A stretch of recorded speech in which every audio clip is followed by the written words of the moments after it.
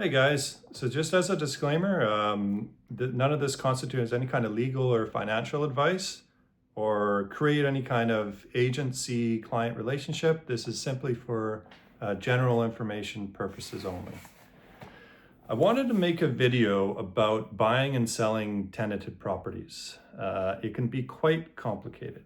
So I guess this also relates to Vancouver, BC, just to be specific. So one thing is if you're buying a tenanted property, you have to give a notice to evict. Assuming you are moving in and going to be living in there, then you have to give a eviction notice, and it's, as of today, it's 90 days. So if you make if your subjects are removed on your deal on November 26th, and the rent's collected on the 1st of December, then December, January, February, March 1st is your completion date, possession day, all that. You can only evict if it's yourself or your parents or children or a spouse moving in. Brothers, uncles don't count. If you're an investor, you can't just remove the tenant or increase the rent. You have to keep the same tenant and you have to keep the same rent. The other thing to keep in mind is the property disclosure statement. So basically that is a statement from the seller on the condition of the property.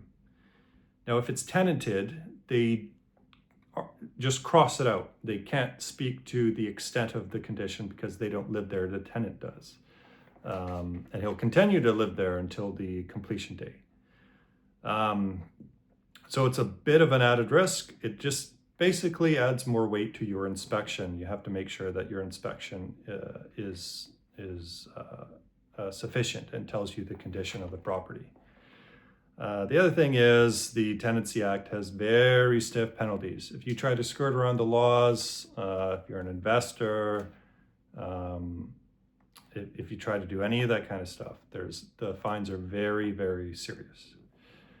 Now, if you're a seller for a tenanted property, there's a few things to keep in mind because it's just kind of the reality that it doesn't have as much value as a comparable property that isn't tenanted.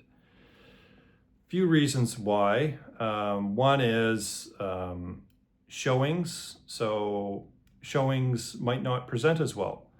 A owner-occupied unit, it has a vested interest in it being very clean, clutter-free, and smelling great.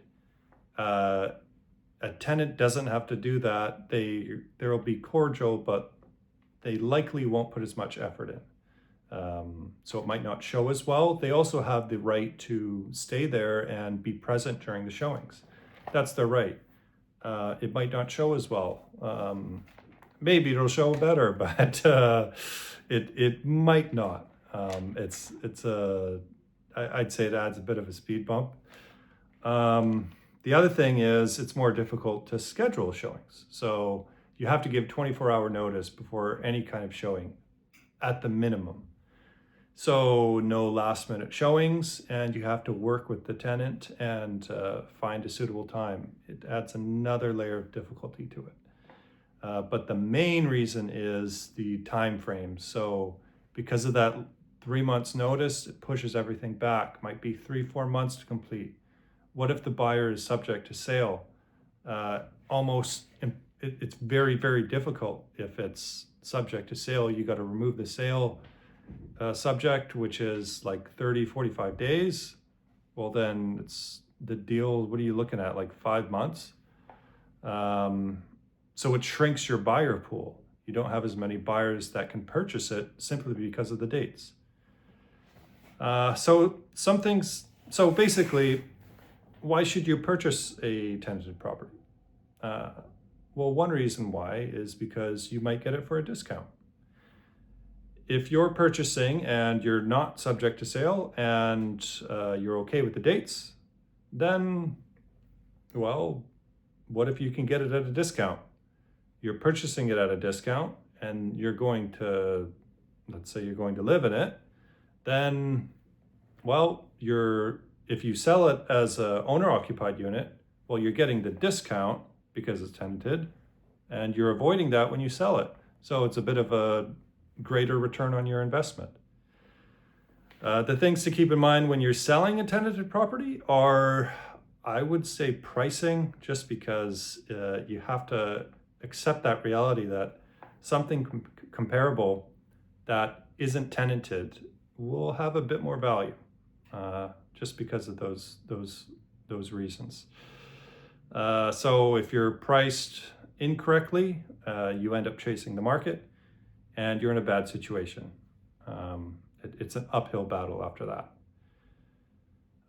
That's pretty much it. The only other thing I wanted to mention was every tenant has the right to dispute. So if you're moving into the property and you're giving 3 months notice, it's 21 days.